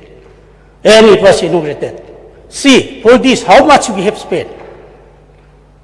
These buildings are not enough. We have to do some more infrastructure.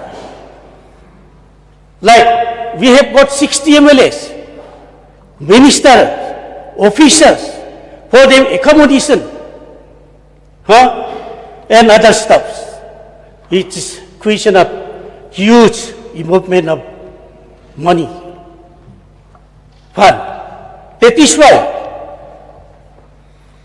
I support personally the inspiration of the people of the Garo Hills. It should be done. The winter season should be started in Garo Hills, but it is not feasible at this juncture. So, first we have to complete infrastructure. Then we have to restructure administrative staff, assembly staff, ministry staff, then departmental staff. So, these are the things to start the winter season in Garo Hills. Then, I'll not take much time. Then, this government, under the leadership of the Comrade Kesangma, is not sleeping. He is taking steps to construct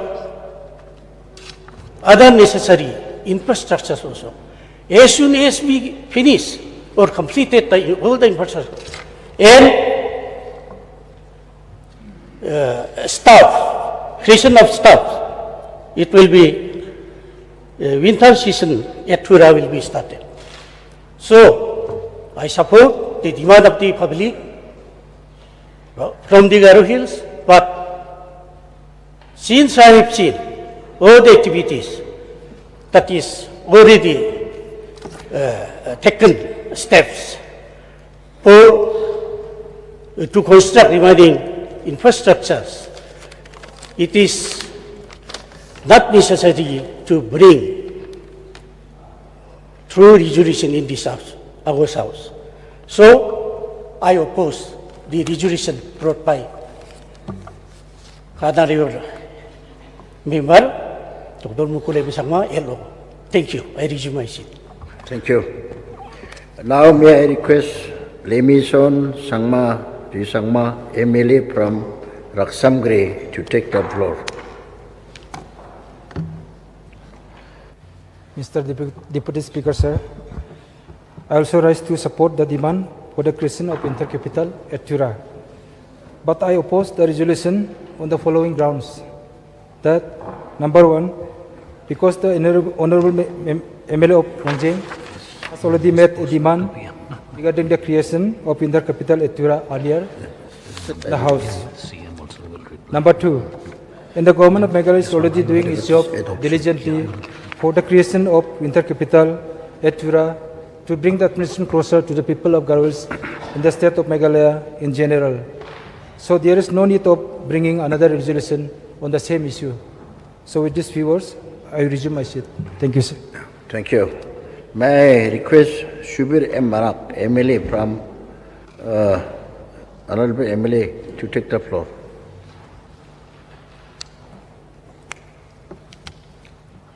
Thank you, Mr. Deputy Speaker, sir. Sir, I raise here to participate in the resolution brought by Leader of the Opposition, Dr. Mukul Sangma, to establish a winter capital in Tura. Sir, while I am fully in favor and endorse the establishment of winter capital in Tura at the earliest, as the people from Garo Hills have to face lots of difficulties to travel to Shillong, covering around 300 to 350 kilometers to attend their official works and other needs, spending their precious time and hard-earned money. But the question is whether setting up winter capital at this juncture is technically viable and financially feasible from the side of government, since it will require thorough planning and involve huge financial implications. Speaker, sir, I would also like to draw the attention to this August House that Leader of the Opposition, Dr. Mukul M. Sangma, has remained in power for so many years and served as a state's chief minister for more than 8 years, since 2012 to 2018. If the leader of the opposition is genuinely committed about the establishment of the winter capital in Tura, why didn't he initiate it while he was at the helm of affairs? And why now?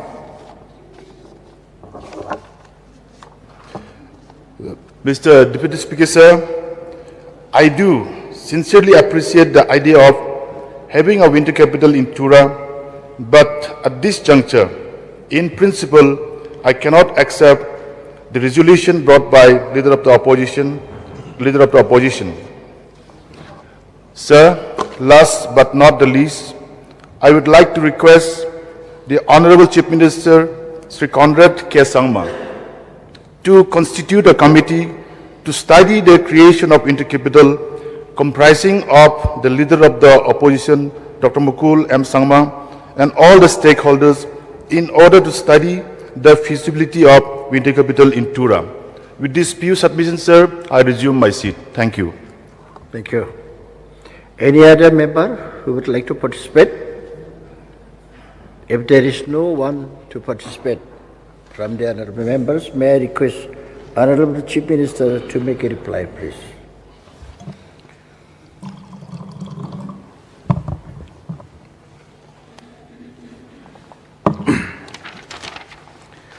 Mr. Deputy Speaker, sir, at the very outset, I would like to thank Dr. Mukul M. Sangma, the Honorable Leader of Opposition, for having brought this resolution. At the same time, I would like to thank all the members. So many have participated. I may not be able to name each and every one, but everybody who has participated in this resolution, I would like to thank each and every one of them. So having said that, this may be one of the most difficult and complicated situations or replies that I am giving. It's difficult, sir. Very difficult to stand here at this moment. As a Chief Minister, as of course a party leader, as an MLA, as a citizen of Meghalaya, and as a Garo individual. So there are many, many sides to this story. I appreciate our members who have spoken today. A large number of them, sir, including yourself, had to get up and say that you are opposing this resolution. And I know tomorrow some people will take this small clipping and say that these MLAs are against the Garo people. They are not, sir. We should not misinterpret the position that we are in today here. The Treasury and the opposition bench, they have clearly mentioned in their speeches, including yourself, sir, that you understand the importance of this issue. What is this? Honorable Chief Minister, it is 2 o'clock now. So in exercise of the rules 11 of the Rules of Procedure and Conduct of Business, I extend the sitting of the House till this resolution is disposed of. You may continue. Thank you, Mr. Deputy Speaker, sir. As I was saying, that each of the members who participated, there was a sense of emotion in each one of them, and they expressed their heart on how they are concerned about this issue. And yet, because of the technical aspect of this resolution being brought in, they were not able to support the resolution. That does not mean that they are not understanding the reasons and the issues that are there. For the knowledge of this House, in the last 53 years, there has never been a resolution that has been brought by opposition which has been passed and accepted by the House. So it's not for the first time that it's happening. No matter how critical the issues are, based on technical facts, the ruling is not able to support the resolution. So having said that, this issue of winter capital has been something that we've been obviously concerned. Many organizations have met me. I have met almost all organizations that have approached me. Last year there was a situation where there was a hunger strike, and I appealed myself to the members of those organizations that let us start engaging and discussing. And we called them to the Circuit House to discuss this matter. And they refused to come to the Circuit House. After that, my team, including the officials and the police of the administration, asked me to not go. Of course, I'm sorry. Then they asked me to come to their location. Sorry, I forgot to mention that. So they said they will not come to Secretariat, but I have to go to their location where they are having the hunger strike. And I was advised by my police that I should not go. And hence, right next to the place where they were having the hunger strike, we have the CM Secretariat office there. And so we had a meeting point where right next to that location, I called them to the CM Secretariat and had a discussion with them. I don't want to go into details of what happened before that or after that, or what transpired in the meeting that we had. But sir, that one step which I took, where against the advice of the SP, I trusted and I moved ahead. I was concerned about the issue, and to show my overall concern, in spite of being told not to go, as it was a security issue, I went, sir. And we all know what happened, but I went. So my point being that we are all concerned about this issue, number one. And number two, sir, wherever possible in the current circumstances, different steps are being taken. Sir, actions speak louder than words. We don't go around talking about different things that we want to do, except maybe during budget session. But we have acted firmly to ensure that all-round development comes to the state.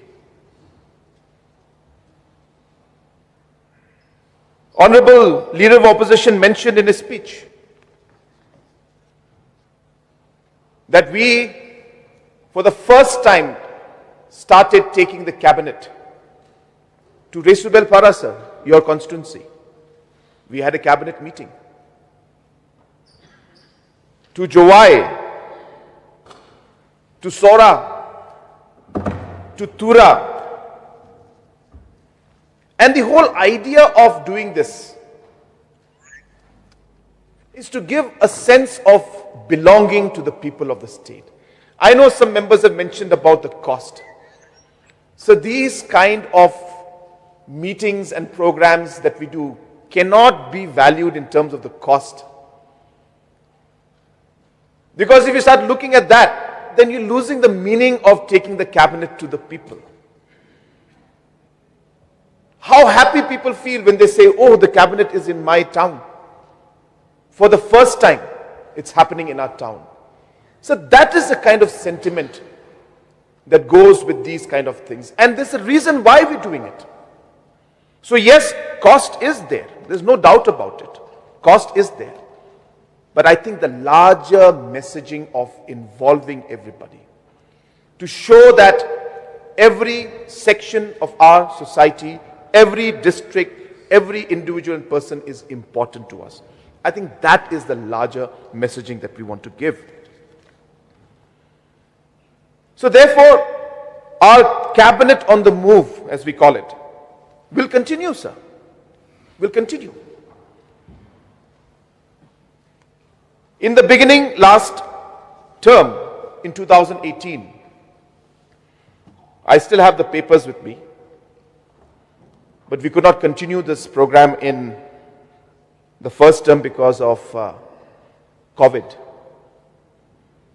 But we had started by putting ministers, cabinet ministers in charge of districts, specifically. And I made sure that the ministers from Khasi Hills would be in charge of Garo Hills, and the ministers from Garo Hills would be in charge, and Jente Hills would be in charge in different parts, wherever possible. Of course, it's not possible fully. And the idea being that we would want that minister to handhold every aspect, go to that village, go to that district and spend time. So therefore, sir, there are a lot of actions that we have taken to convey and show the intent of this government to involve people, to ensure that we bring all-round development irrespective of the regions in our state. The integrated administrative complex, 170 crores is going to be spent for an integrated administrative complex in Tura. In the beginning, we had thought we will make it into a small office. But let me share. If you look at the design of the integrated administrative complex, there is a room for the chief minister. There are rooms for all the cabinet ministers. There is a cabinet room. There's an office space for the chief secretary. Why are we doing this, sir? This is the action that I am referring to.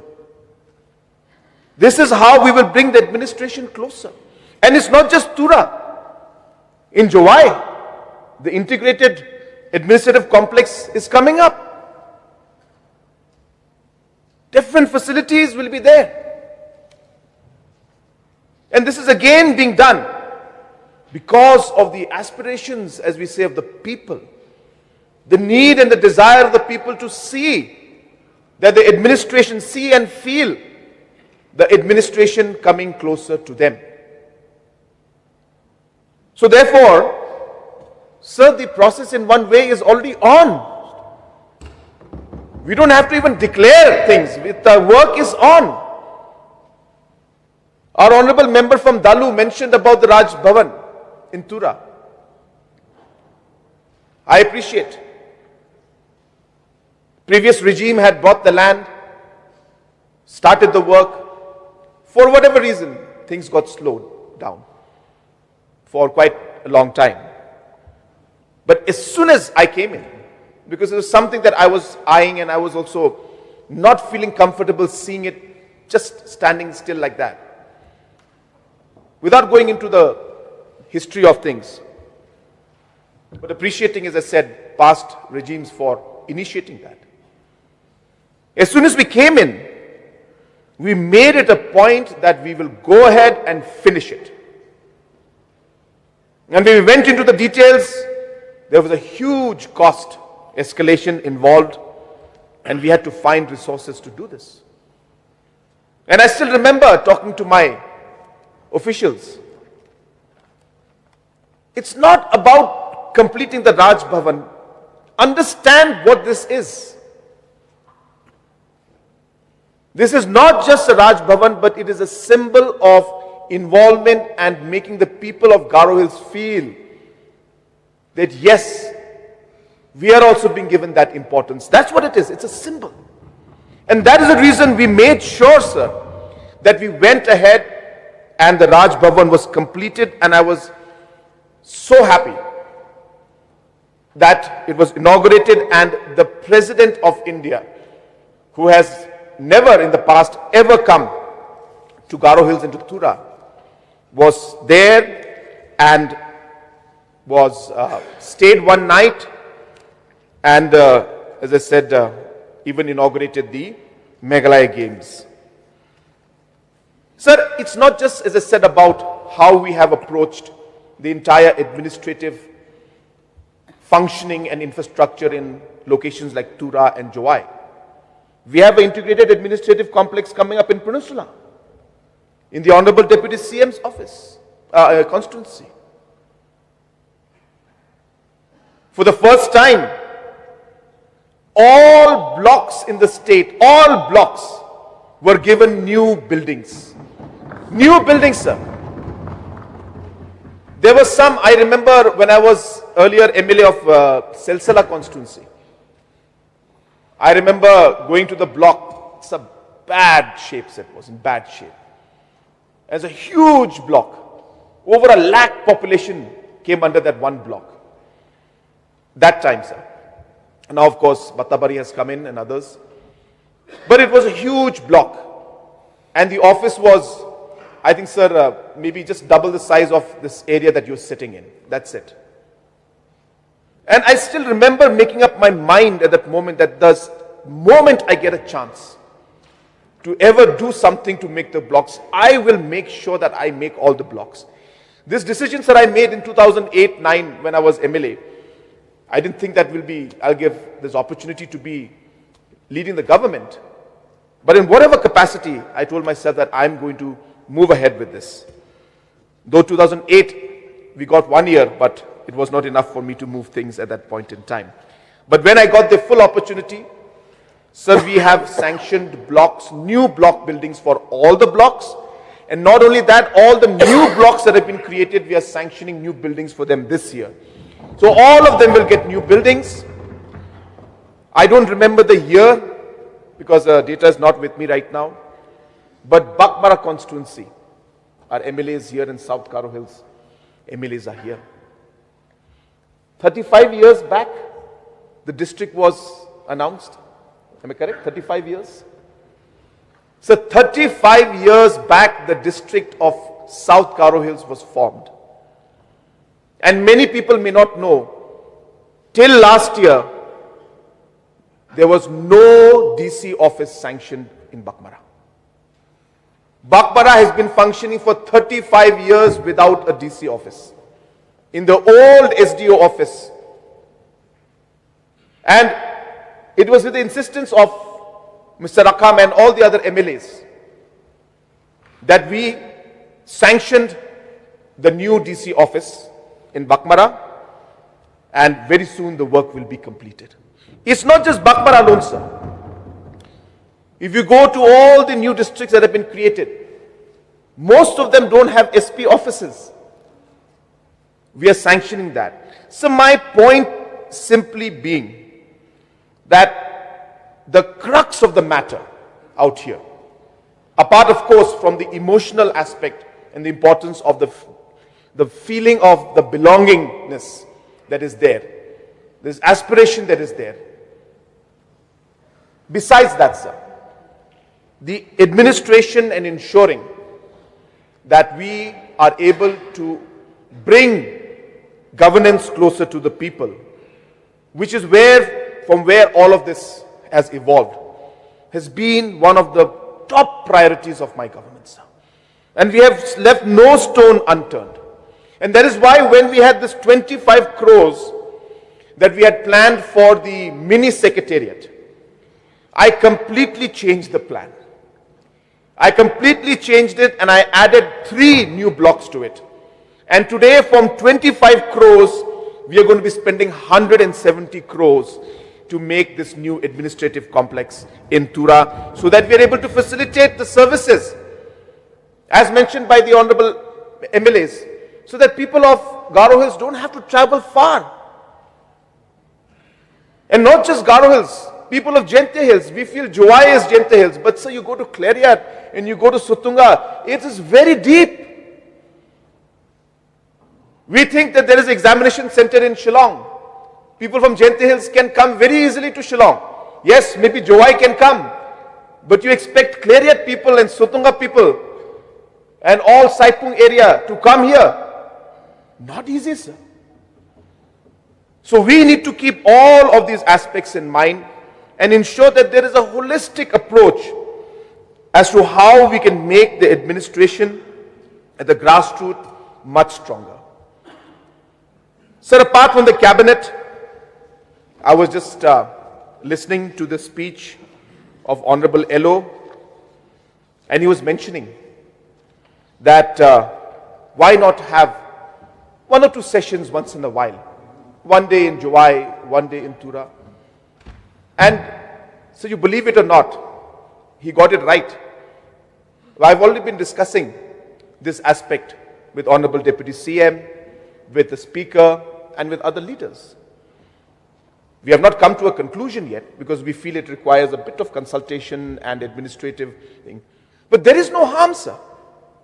There is absolutely no harm. It's good if the MLAs go. As I was mentioning, sir, when we were having the Meghalaya Games, it cost us a lot of money to host the games. But one doesn't realize it's not just about the games. It's about the character building of the people who participate. It is about the exchange program happening between the kids. I think I mentioned in this house that on an average, 70 to 75% of the athletes had never in their life gone to Jowai. Never in their life had gone to Jowai. It's very hard to imagine that because we go to Jowai so often, and you to hear that some of the kids in their life have never gone to Jowai. So it is something that we should be concerned about, to be very frank. And that's why we're starting this exchange program. But similarly, for the cabinet to move and to see with their own eyes, sir, I don't know how you feel or others feel about it, but this is something I feel very strongly. That when you are right there at that moment, and you see the issue with your own eyes, you hear it with your own ears from the person concerned. So the impact is much more than just sitting in Shillong and getting one petition and reading it and, and trying to do something out of it. The idea of connecting directly. So therefore, these things are expensive, sir. But I urge the House to keep this in mind.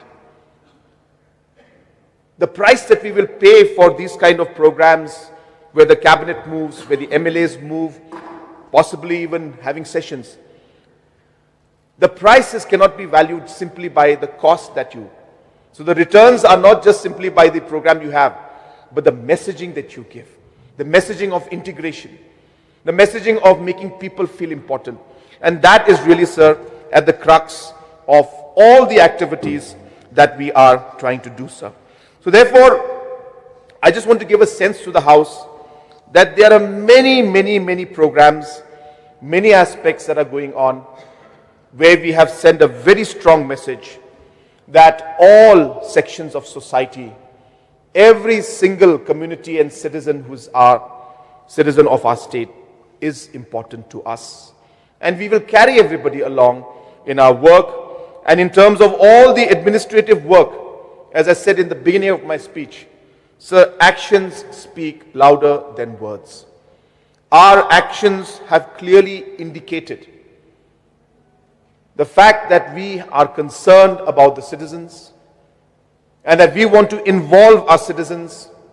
We want to give them a sense of belonging and a sense of being part of the entire process. And that is what has been driving this entire desire to have the winter capital in Tura, sir. So having said that, to come to the conclusion, I have a long point, sir. I've got more than about another 50, 60 points, but I will refrain from going into all of that. Sir, the honorable member from Rangsakona, as well as the other members, had given some points and some suggestions. I have also read the text of the resolution very carefully. And it says that the House do not resolve to urge upon the government to examine the demand, as correctly pointed out by honorable member from Dadingri. And therefore, sir, as has been the process that is followed in the House, I urge the Honorable LO to withdraw the resolution. Because as a government, no government has ever passed a resolution that is brought by opposition. So I'll be very frank about that. It is not, it's a technically complicated issue. But the spirit of the resolution, where let us sit and examine, let us sit and discuss, let us bring people and talk and then explain the whole thing about all aspects, because it's correctly mentioned by so many members. It's not so easy, sir. To make this happen, we'll have to really put our heads together. There's a lot of people to talk to. We have to talk to people from all corners and everywhere. We have to talk to the society. We have to talk to NGOs. So many NGOs have written letters to me. I don't want to go to details. And I've appreciated all the things they've mentioned. I've told them that we will discuss. Let us put up that platform and we can examine. I have no issue in that, sir. But as I said, we cannot go with the resolution as such. But in the spirit of the resolution, I can put up an all-party kind of a committee. Let this all-party committee discuss this matter. Let it discuss with all different stakeholders even from Khasi Hills, from Jente Hills, from all the rural areas, Garo Hills, everywhere. Let us also share the different aspects of what is happening in this, how, what kind of complications are there. As I said, it's easy to say something, but then to fructify it is a different issue. There are so many practical aspects that we need to look at. And as I said, all the actions that we are doing are speaking louder than the words. We are already implementing so many things that are, in a way, what a winter capital is. There's infrastructure coming up. You see the online systems that we have now. Half our services, or more than that, the services are now online. Very soon, MPSC. We will not be able to require the students to come to Shillong for the examination. We are working, in a war footing to put up this examination center in Tura and in Jowai, so that the students from, again, as I said, from Clariat, from all the interior locations of East Jente Hills will not need to come all the way to Shillong, whereas they can have the exam in Jowai itself. So all of these actions are great example of what we are doing to decentralize things, to make it easy for people to get the service, and as I said, to bring overall administration closer to the people. So, sir, with these few words, once again, I thank all the members. I could make out that all were emotional also. But as I said, here we are as a government, and since this opposition has brought this resolution, we are going to go with the spirit of it. We will be having the committee. We will call different stakeholders to examine. And with that assurance from my side, I would urge our mover of the resolution if he can withdraw the resolution. And with these few words, I resume my seat. Thank you, sir. Thank you. Now may I know the minds of the mover of the motion, resolution, whether he would like to withdraw his resolution or not. Mr. Deputy Speaker, sir, I must at the very outset place on record my deep sense of appreciation for the elaborate and comprehensive reply, and which itself is indicative of the spirit which is in sync with the spirit of this resolution. Mr. Deputy Speaker, sir, you have enlightened us very elaborately. In fact, I could see that you were becoming emotional at the time of your submission, because these issues revolves around the aspirations of people, of our dear people. And as I've said, there are reasons for us to be emotive sometimes, because we know where we stand. Before I make this stand known, I only want to make a submission on one particular submission made by one of the members from Rongjeng, my neighbor, that why you did not do you during your time. You see, government, the repository of state power is upon all of us, including the government employees. And with this comes the responsibility of carrying forward to fulfill our call of duty based on the time. There is time when we need to keep quiet, there is a time when we need to speak. And let it be very clear, abundantly clear, that the collective voice of the people demanding this has not been so loud and clear during my time. Let us be abundantly clear. Yes. Was there a representation given to the government at that point of time? No. Yes. So therefore, the aspirations and hopes based on which the overall desire of the people will evolve. It's a process of evolution, Mr. Deputy Speaker, sir. Anyway, he has chosen his way of putting his words, but I don't think it's in a good spirit. And please do not tend to blame or somehow articulate the things in such a way that one would like to pass on the blame. That is politics. I have during my submission, I have said that let us not play politics with these sensitive issues. That's why, see, we belong to different political parties, different spectrum. And therefore, we need to really do very careful tightrope walking. The way I have scripted the resolution itself, the Honorable Chief Minister has read himself. I have thought as to how to script it in a manner that in spirit we all can agree. And I'm successful in that, because we have put all our efforts, successive governments. Yes, I'm happy that I could start at Governor House. Yes. Governor, His Excellency Musa Hari was very pleased to lay the foundation stone during our time. And there's a lot of story about that Governor House. The land was indicated for Governor's House to construct a Raj Bhavan, Tura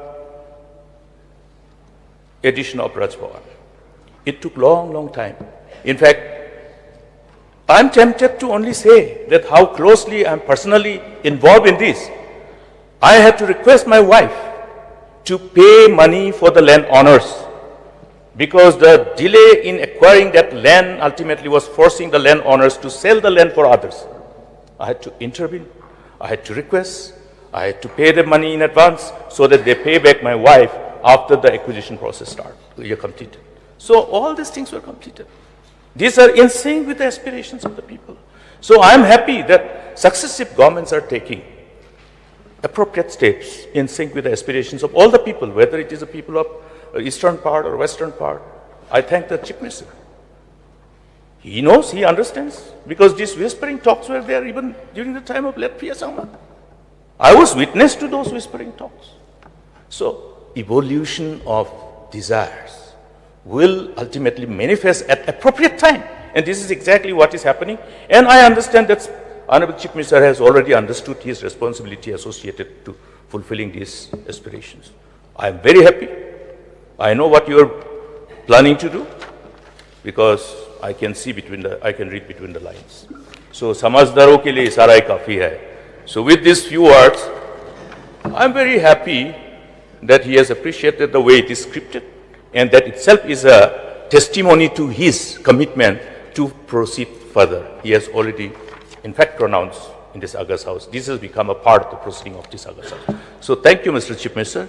And with these few words, I am extremely, profusely pleased to withdraw, seek the House of, leave of the House to withdraw this resolution, Mr. Speaker. Thank you.